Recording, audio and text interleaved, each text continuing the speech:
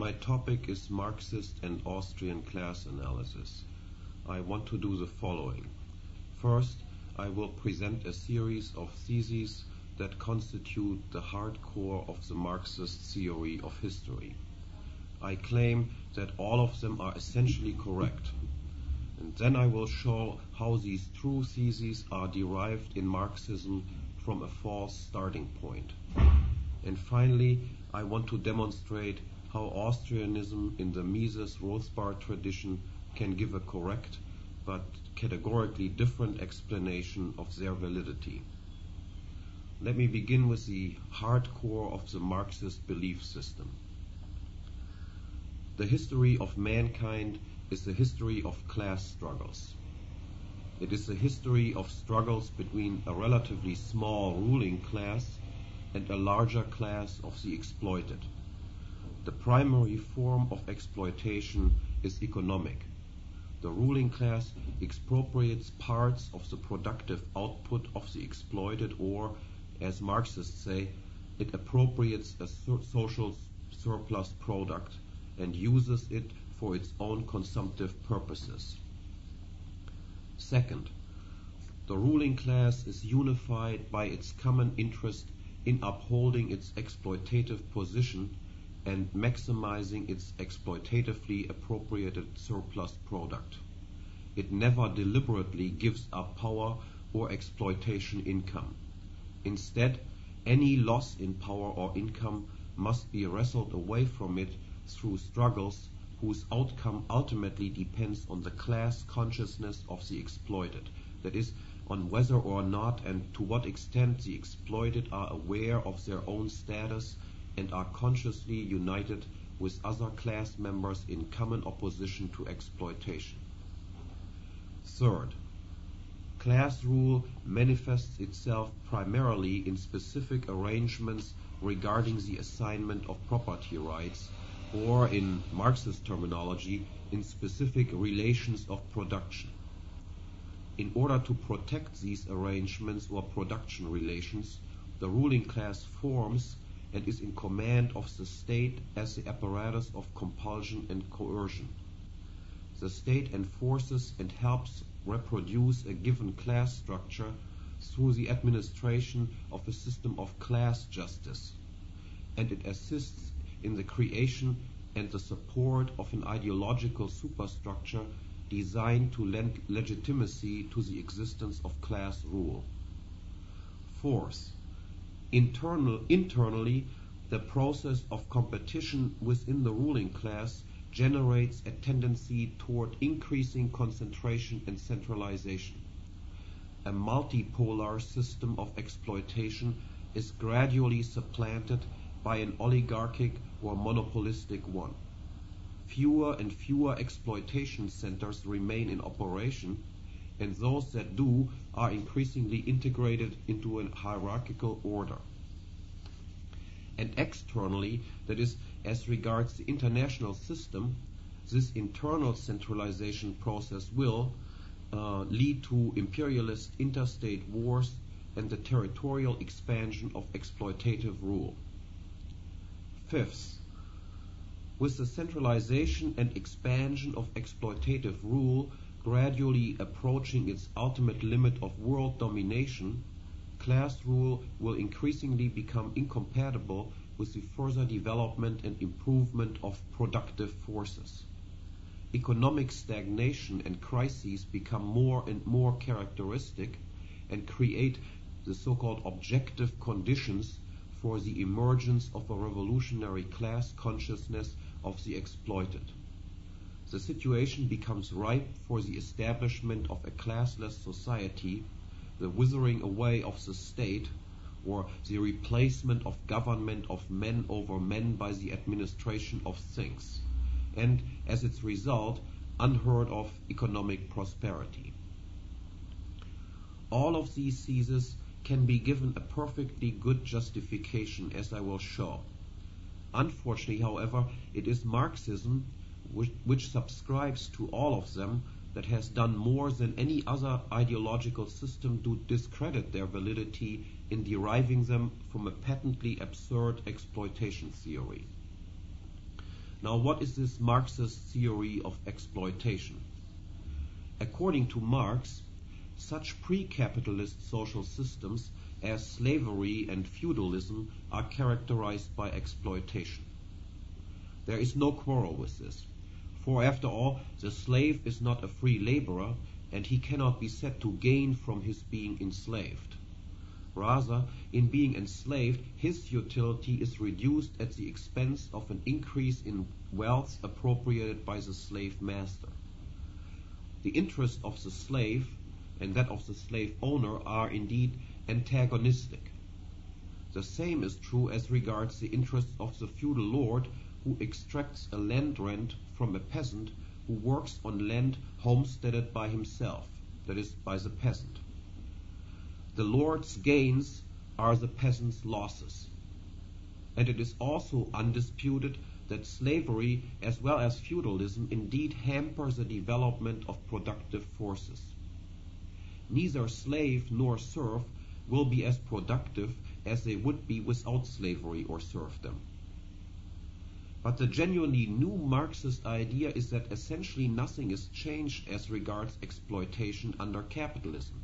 That is, if the slave becomes a free laborer, or if the peasant decides to farm land homesteaded by someone else and pays rent in exchange for doing so. To be sure, Marx, in the famous chapter 24 of the first volume of his Capital, titled The So-Called Original Accumulation, gives a historical account of the emergence of capitalism, which makes the point that much or even most of the initial capitalist property is the result of plunder, enclosure, and conquest. And similarly, in chapter 25, on the modern theory of colonialism, the role of force and violence in exporting capitalism to the, as we would now say, third world is heavily emphasized. Admittedly, all this is generally correct, and insofar as it is, there can be no quarrel with labeling such capitalism exploitative. Yet one should be aware of the fact that Marx here is engaged in a trick. In engaging in historical investigations and arousing the reader's indignation regarding the brutalities underlying the formation of many capitalist fortunes, he actually sidesteps the issue at hand. He distracts from the fact that his thesis is really an entirely different one. Namely, that even if one were to have a clean capitalism, so to speak, that is, one in which the original appropriation of capital was the result of nothing else but homesteading, work, and savings, the capitalist who hired labor to be employed with this capital would nonetheless be engaged in exploitation. Indeed, Marx considered the proof of this thesis his most important contribution to economic analysis. Now, what then is his proof of the exploitative character of a clean capitalism? It consists in the observation that the factor prices, in particular the wages paid to laborers by the capitalist, are lower than the output prices. The laborer, for instance, is paid a wage that represents consumption goods which can be produced in 3 days, but he actually works 5 days for his wage and produces an output of consumption goods that exceeds what he receives as remuneration. The output of the 2 extra days, the surplus value in Marxist terminology, is appropriated by the capitalist. Hence, according to Marx, there is exploitation. Now, what is wrong with this analysis? The answer becomes obvious once it is asked why the laborer would possibly agree to such a deal. He agrees because his wage payment represents present goods, while his own labor services represent only future goods, and he values present goods more highly. After all, he could also decide not to sell his labor services to the capitalist and then reap the full value of his output himself. But this would of course imply that he would have to wait longer for any consumption goods to become available to him. In selling his labor services, he demonstrates that he prefers a smaller amount of consumption goods now over a possibly larger one at some future date. On the other hand, why would the capitalist want to strike a deal with the laborer? Why would he want to advance present goods, that is, present money, to the laborer in exchange for services that bear fruit only later? Obviously, he would not want to pay out, for instance, $100 now if he were to receive the same amount in 1 year's time. In that case, why not simply hold on to it for 1 year and receive the extra benefit of having actual command over it during the entire time? Instead, he must expect to receive a larger sum than $100 in the future in order to give up $100 now in the form of wages paid to the laborer. He must expect to be able to earn a profit, or more correctly, an interest return. And he is constrained by time preference, that is, the fact that an actor invariably prefers earlier over later goods in yet another way. For if one can obtain a larger sum in the future by sacrificing a smaller one in the present, why then is a capitalist not engaged in more saving than he actually is? Why does he not hire more laborers than he does, if each one of them promises an additional interest return? The answer again should be obvious, because the capitalist is a consumer too, and cannot help being one. The amount of his savings and investing is restricted necessity that he too, like the laborer, requires a supply of present goods large enough to secure the satisfaction of all those wants, the satisfaction of which during the waiting time is considered more urgent than the advantages which a still greater lengthening of the period of production would provide. Now, what is wrong with Marx's theory of exploitation, then, is that he does not understand the phenomenon of time preference as a universal category of human action. That the laborer does not receive his full worth, so to speak, has nothing to do with exploitation, but merely reflects the fact that it is impossible for man to exchange future goods against present ones except at a discount. Contrary to the case of slave and slave master, where the latter benefits at the expense of the former, the relationship between the free laborer and the capitalist is a mutually beneficial one. The laborer enters the agreement because, given his time preference, he prefers a smaller amount of present goods over a larger future one. And the capitalist enters it because, given his time preference, he has a reverse preference order and ranks a larger future amount of goods more highly than a smaller present one. Their interests are not antagonistic, but harmonious. Without the capitalist's expectation of an interest return, the laborer would be worse off having to wait longer than he wishes to wait. And without the laborer's preference for present goods, the capitalist would be worse off having to resort to less roundabout and less efficient production methods than those which he desires to adopt. Nor can the capitalist wage system be regarded as an impediment to the further development of the forces of production, as Marx claims. If the laborer were not permitted to sell his labor services and the capitalist to buy them, output would lower, because production would have to take place with relatively reduced levels of capital accumulation. Under is through homesteading, producing, and or savings. In each case, it is brought about with the expectation that it will lead to an increase in the output of future goods. The value an actor attaches to his capital reflects the value he attaches to all expected future incomes attributable to its cooperation and discounted by his rate of time preference.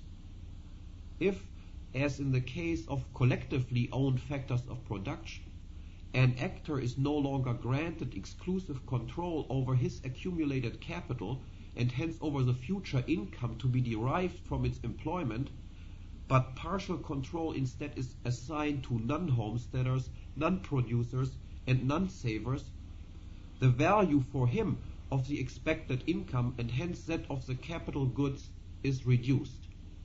His effective rate of time preference will rise. There will be less homesteading of resources whose scarcity is recognized, and less saving for the maintenance of existing and the production of new capital goods. The period of production, the roundaboutness of the production structure, will be shortened and relative impoverishment will result. If Marx's theory of capitalist exploitation and his ideas on how to end exploitation and establish universal prosperity are false to the point of being ridiculous, it is clear that any theory of history which can be derived from it must be false too. Or, if it should be correct, it must have been derived incorrectly. Instead of going through the lengthier task of explaining all of the flaws in the Marxist argument as it sets out from its theory of capitalist exploitation and ends with the theory of history which I presented earlier, I will take a shortcut here. I will now outline in the briefest possible way the correct Austrian Misesian-Rothbardian theory of exploitation. I will then give an explanatory sketch of how this theory makes sense out of the class theory of history and highlight along the way some key differences between this class theory and the Marxist one, and also point out some intellectual affinities between Austrianism and Marxism stemming from their common conviction that there does indeed exist something like exploitation and a ruling class. The starting point for the Austrian exploitation theory is plain and simple, as it should be. Actually, it has already been established through the analysis of the Marxist theory. Exploitation characterized the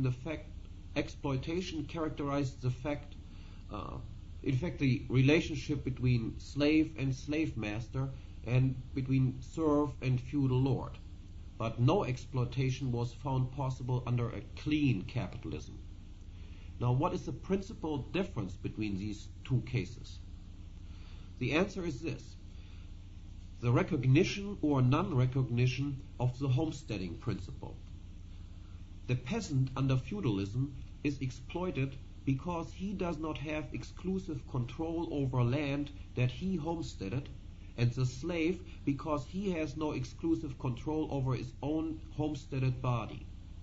If, contrary to this, everyone has exclusive control over his own body, that is, everyone is a free laborer, and acts in accordance with the homesteading principle, there can be no exploitation. It is logically absurd to claim that a person who homesteads goods not previously homesteaded by anybody else, or who employs such goods in the production of future goods, or who saves presently homesteaded or produced goods in order to increase the future supply of goods, could thereby exploit anybody. Nothing has been taken away from anybody in this process, and additional goods have actually been created. And it would be equally absurd to claim that an agreement between different homesteaders, savers, and producers regarding their non-exploitatively appropriated goods or services could possibly contain any foul play then. Instead, exploitation takes place whenever any deviation from the homesteading principle occurs. It is exploitation whenever a person successfully claims partial or full control over resources which he has not homesteaded, saved, or produced, and which he has not acquired contractually from a previous producer-owner. Exploitation is the expropriation of homesteaders, producers, and savers by late-coming non-homesteaders, non-producers, non-savers, and non-contractors. It is the expropriation of people whose property claims are grounded in work and contract by people whose claims are derived from thin air and who disregard others' works and contracts. Needless to say, exploitation defined in this way is in fact an integral part of human history. One can acquire and increase wealth either through homesteading, producing, saving, or contracting, or by expropriating homesteaders, producers, savers, or contractors. There are no other ways. Both methods are natural to mankind. Alongside homesteading, producing, and contracting, there have always been non-productive and non-contractual property acquisitions. And in the course of economic development, just as the producers and contractors can form firms, enterprises, and corporations, so can exploiters combine to large-scale exploitation enterprises, to governments and states. The ruling class is initially composed of the members of such an exploitation firm. And with a ruling class established over a given territory and engaged in the expropriation of economic resources from a class of exploited producers, the center of all history indeed becomes the struggle between exploiters and the exploited. History, then, correctly told, is essentially the history of the victories and defeats of the rulers in their attempt to maximize exploitatively appropriated income, and of the ruled in their attempts to resist and reverse this tendency. It is in this assessment of history that Austrians and Marxists agree, and why a notable intellectual affinity between Austrians and Marxist historical investigations exists. Both oppose a historiography which recognizes only action or interaction, economically and morally all on a par. And both oppose a historiography that instead of adopting such a value-neutral stand, thinks that one's own arbitrarily introduced subjective value judgments have to provide the foil for one's historical narratives. Rather, history must be told in terms of freedom and exploitation, parasitism and economic impoverishment, private property and its destruction. Otherwise it is told false. While productive enterprises come into or go out of existence because of voluntary support or its absence, a ruling class never comes to power because there is a demand for it, nor does it abdicate when abdication is demonstrably demanded. One cannot say by any stretch of the imagination that homesteaders, producers, savers, and contractors have demanded their expropriation. They must be coerced into accepting it, and this proves conclusively that the exploitation firm is not in demand at all. Nor can one say that a ruling class can be brought down by abstaining from transactions with it in the same way as one can bring down a productive enterprise. For the ruling class acquires its income through non-productive and non-contractual transactions and thus is unaffected by boycotts. Rather, what makes the rise of an exploitation firm possible, and what alone can in turn bring it down, is a specific state of public opinion, or, in Marxist terminology, a specific state of class consciousness. An exploiter creates victims, and victims are potential enemies.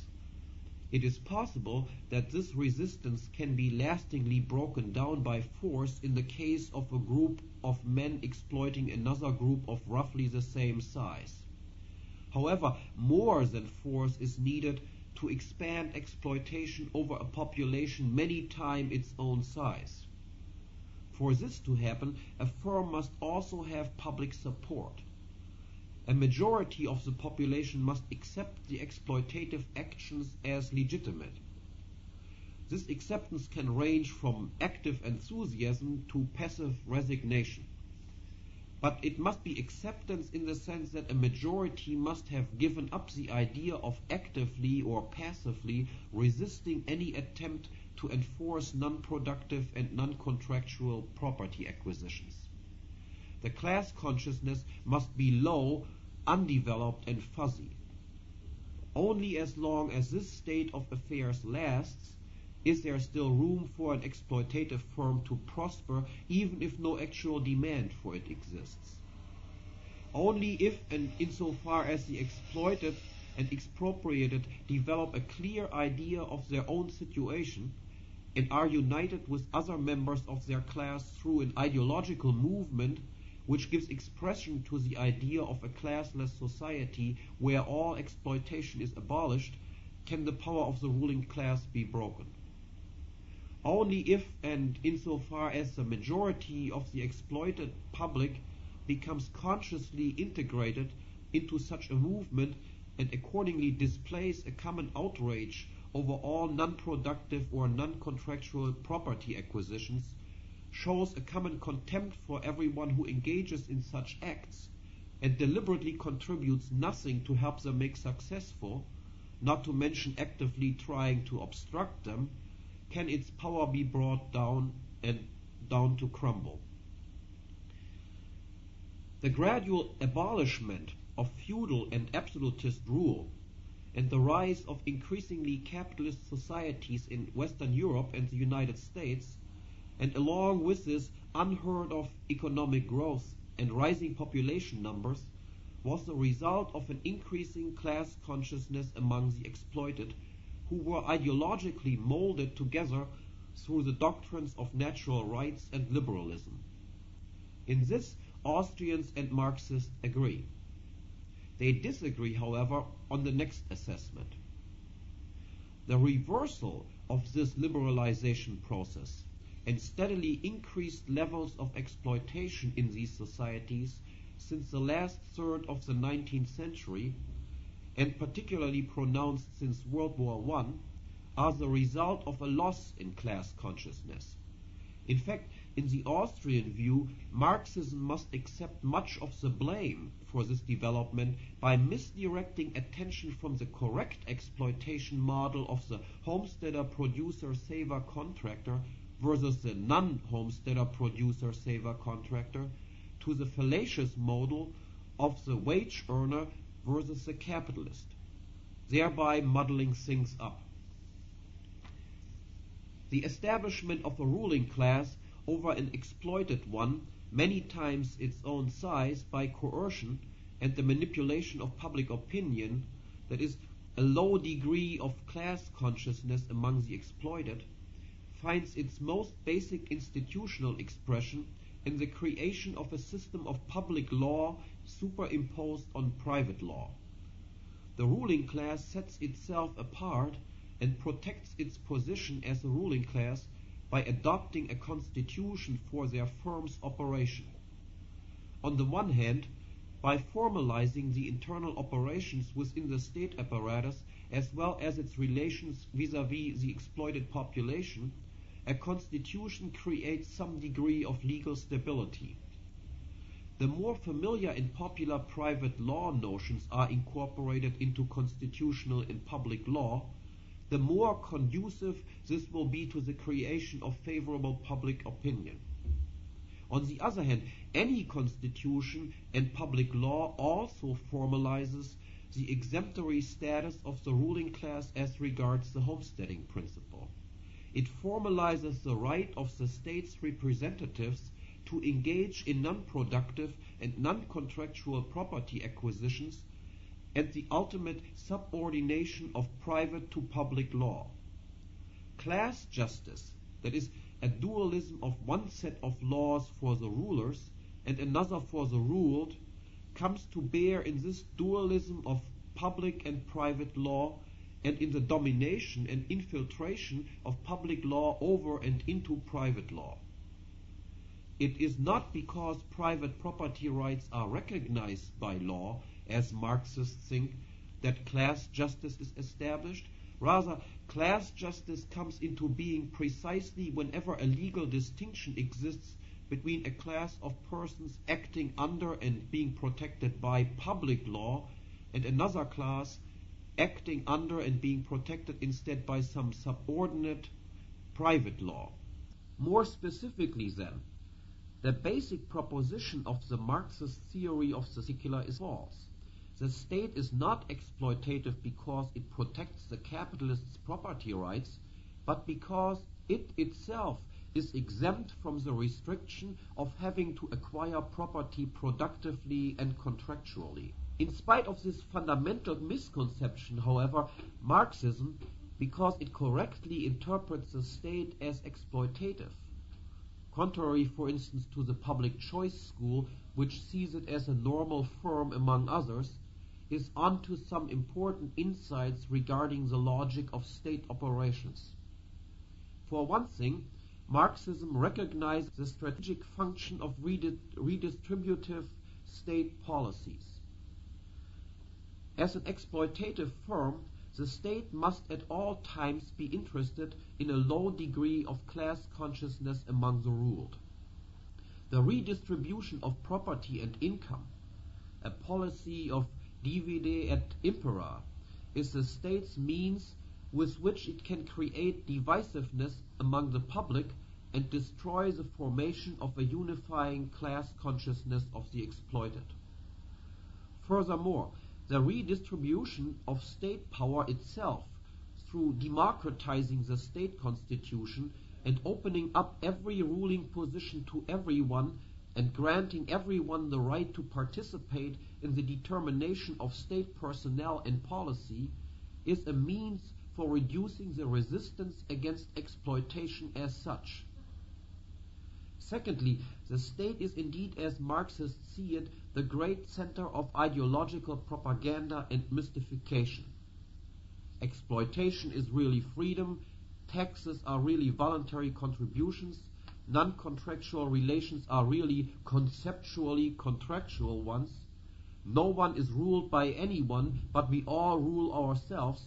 Without the state neither law nor security would exist, and the poor would perish. All of this is part of the ideological superstructure designed to legitimize an underlying basis of economic exploitation. And finally, Marxists are also correct in noticing the close association between the state and business, especially the banking elite, even though the explanation for it is faulty. The reason is not that the bourgeois establishment sees and supports the state as a guarantor of private property rights and contractualism. On the contrary, the establishment correctly perceives the state as the very antithesis to private property that it is, and takes a close interest in it for this reason. The more successful a business, the mental but the larger also the potential gains that can be achieved if it can come under government special protection and is exempt from the full weight of capitalist competition. This is why the business establishment is interested in the state and its infiltration. The ruling elite in turn is interested in close cooperation with the business establishment because of its financial powers. In particular, the banking elite is of interest because as an exploitative firm, the state naturally wishes to possess complete autonomy for counterfeiting. By offering to cut the banking elite in on its own counterfeiting machinations and allowing them to counterfeit on top of its own counterfeited notes under a system of fractional reserve banking, the state can easily reach this goal and establish a system of state monopolized money and cartelized banking controlled by its central bank. And through this direct counterfeiting connection with the banking system, and by extension the bank's major clients, the ruling class in fact extends far beyond the state apparatus to the very nervous centers of civil society. Not that much different, at least in appearance, from the picture that Marxists like to paint of the cooperation between banking, business elites, and the state. Competition within the ruling class and among different ruling classes brings about a tendency toward increasing concentration. Marxism is right in this. However, its faulty theory of exploitation again leads it to locate the cause for this tendency in the wrong place. Marxism sees such a tendency as inherent in capitalist competition. Yet it is precisely so long as people are engaged in a clean capitalism that competition is not a form of zero-sum interaction. The homesteader, the producer, saver, and contractor do not gain at another's expense. Their gains either leave another's physical possessions completely unaffected, or they actually imply mutual gains, as in the case of all contractual exchanges. Capitalism thus can account for increases in absolute wealth, but under its regime no systematic tendency toward relative concentration can be said to exist. Instead, zero-sum interactions characterize not only the relationship between the ruler and the ruled, but also between competing rulers. Exploitation defined as non-productive and non-contractual property acquisitions is only possible as long as there is anything that can be appropriated. Yet if there were free competition in the business of exploitation, there would obviously be nothing left to expropriate. Thus, exploitation requires monopoly over some given territory and population. And the competition between exploiters is by its very nature eliminative and must bring about a tendency toward relative concentration of exploitation firms, as well as a tendency towards centralization within each exploitative firm. The development of states rather than capitalist firms provides the foremost illustration of this tendency. There are now a significantly smaller number of states with exploitative control over much larger territories than in previous centuries. And within each state apparatus, there has in fact been a constant tendency toward increasing the powers of the central government at the expense of its regional and local subdivisions. Yet outside the state apparatus, a tendency toward relative concentration has also become apparent, and for the same reason. Not, as should be clear by now, because of any trait inherent in capitalism, but because the ruling class has expanded its rule into the midst of civil society through the creation of a state banking business alliance, and in particular the establishment of a system of central banking. If a concentration and centralization of state power then takes place, it is only natural that this be accompanied by a parallel process of relative concentration and cartelization of banking and industry. Along with increased state powers, the associated banking and business establishments' powers of eliminating or putting economic competitors at disadvantage by means of non-productive or non-contractual expropriation increases. Business concentration is the reflection of the statization of economic life. The primary means for the expansion of state power and the elimination of rival exploitation centers is war and military domination. Interstate competition implies a tendency toward war and imperialism. As centers of exploitation, their interests are by nature antagonistic. Moreover, with each of them internally in command of the instrument of taxation and absolute counterfeiting powers, it is possible for the ruling classes to let others pay for their wars.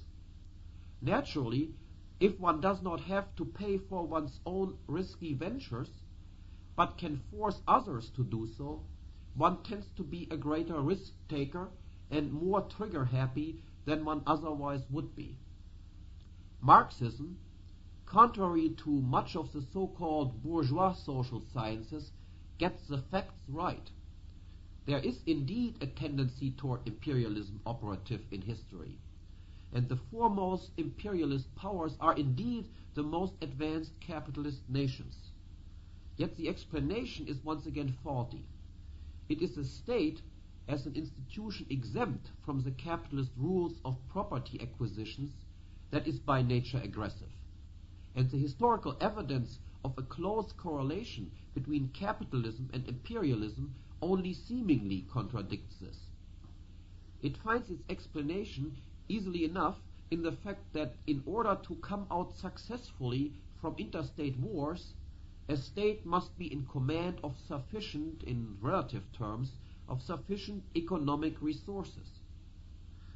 Other things being equal, the state with more ample resources will win. As an exploitative firm, a state is by nature destructive of wealth and capital accumulation. Wealth is produced exclusively by civil society, and the weaker the state's exploitative powers, the more wealth and capital society accumulates. Thus, paradoxical as it may sound at first, the weaker or the more liberal a state is internally, the further developed capitalism is. A developed capitalist economy to extract from makes the state richer, and a richer state then makes for more and more successful expansionist wars. It is this relationship that explains why initially the states of Western Europe, and in particular Great Britain, were the leading imperialist powers, and why in the 20th century this role has been assumed by the United States. And a similarly straightforward yet once again entirely non-Marxist explanation exists for the observation always pointed out by Marxists that the banking and business establishment is usually among the most ardent supporters of military strength and imperial expansion. It is not because the expansion of capitalist markets requires exploitation, but because the expansion of state-protected and privileged businesses requires that such protection be extended also to foreign countries and that foreign competitors be hampered through non-contractual and non-productive property acquisitions in the same way or even more so than internal competition. Specifically, the business elite supports imperialism if this imperialism promises to lead to a position of military domination of one's own allied state over another state. For then, from a position of military strength, it becomes possible to establish a system of, as one might call it, monetary imperialism. The dominating state will use its superior power to enforce a policy of internationally coordinated inflation. Its own central bank sets the pace in the process of counterfeiting, and the central banks of the dominated states are ordered to use its currency, the currency of the dominating state, as their own reserve currency and inflate on top of it. This way, along with the dominating state, its associated banking and business establishment, as the earliest receivers of the counterfeit reserve currency, can engage in an almost costless expropriation also of foreign property owners and income producers. A double layer of exploitation of a foreign state and a foreign elite on top of a national state and a national elite is imposed on the exploited class in the dominated territories, causing prolonged economic dependency and relative economic stagnation vis-à-vis the dominant nation. It is this very uncapitalist situation that characterizes the status of the United States and the U.S. dollar, and that gives rise to the quite correct charge of U.S. economic exploitation and dollar imperialism. Now I come to the last thesis.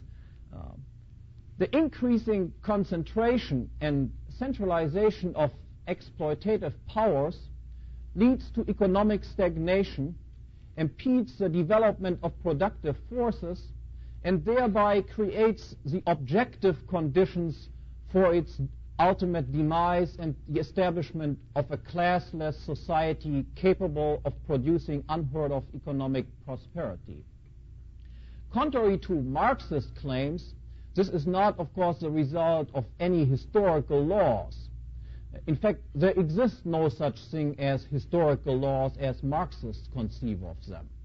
Nor is it the result of a tendency for the profit rate to fall with an increased organic composition of capital, as Marxists phrase it. That is, an increase in the proportion of constant capital as compared with variable capital. Instead, the likelihood of crises that promotes the development of a higher degree of brief commented.